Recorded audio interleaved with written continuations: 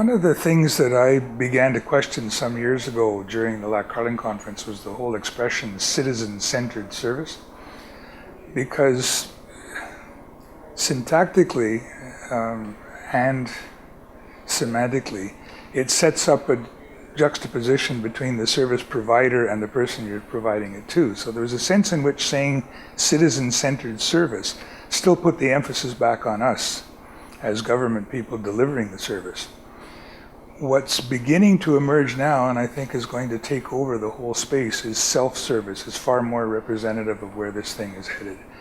That the service is not so much centered on the citizen as that the citizen, him or herself, is actually providing themselves the service, availing themselves of the service, a little bit like going into a grocery store and selecting the things that you want. Obviously, there's still going to be public sector people there that'll help them find the service that they need and answer questions and that sort of thing. But by and large, that's the main direction this is all moving in, is where the systems will be set up in such a way that effectively each of us goes in and looks after ourselves. Well, again, coming back to the self-service model, and I'm anticipating that you'll probably ask about the underlying technology at some point too. And if you mush these two questions together, the single biggest piece is identity management. When right now we even think of identity management and authentication a little bit more along the lines of the citizen having to prove themselves to somebody.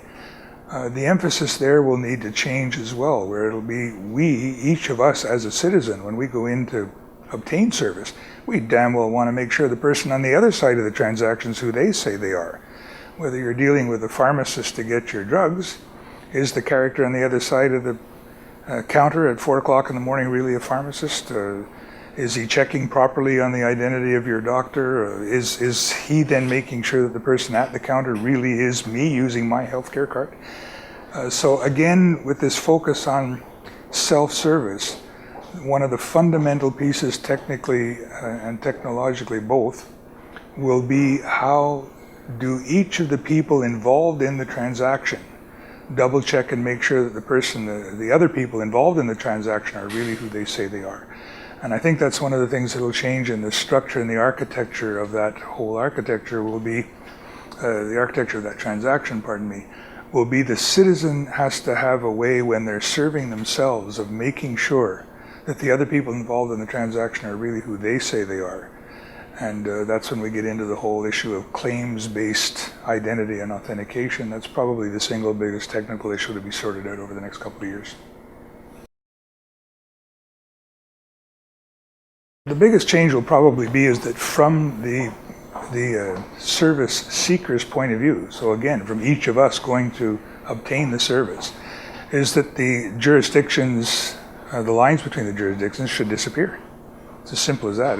Right now we think of it as interjurisdictional because they're so separate from each other. The issue in the past has been that politicians, by and large, are very interested in hearing from people who can speak about their attempts to obtain service in first person singular, meaning real personal experiences, but without whining about how badly they were treated so much as having honest to goodness, thoughtful suggestions as to how things can be improved. So in any given screw up that happens day to day in service provision, there might be 30 or 40 people across the country that fall into that category. They can talk about it from first person experience, but they also kind of chunk up a little bit above their own particular transaction a nightmare to be able to talk generally and positively about how to fix things. The question becomes for politicians is how do you separate those 30 or 40 comments that they desperately want to hear from the cacophony of usual suspects of the organized lobby groups and the special interest groups and so forth that bombard politicians day after day after day. And so I think that's when you say how will citizens affect it, I think it's going to be that, again, using what I mentioned before about authentication and identity and that sort of thing, that channels will be able to emerge using what we call Internet 3.0 now. I guess we're getting kind of tired of this 2.0 and 3.0. But eventually there will be technologies out there that will allow the elected representatives to hear more accurately and more specifically from people who've experienced obtaining service, and to hear that from ordinary people that have something thoughtful to say outside of this barrage of activists and somewhat self-serving special lobby feedback.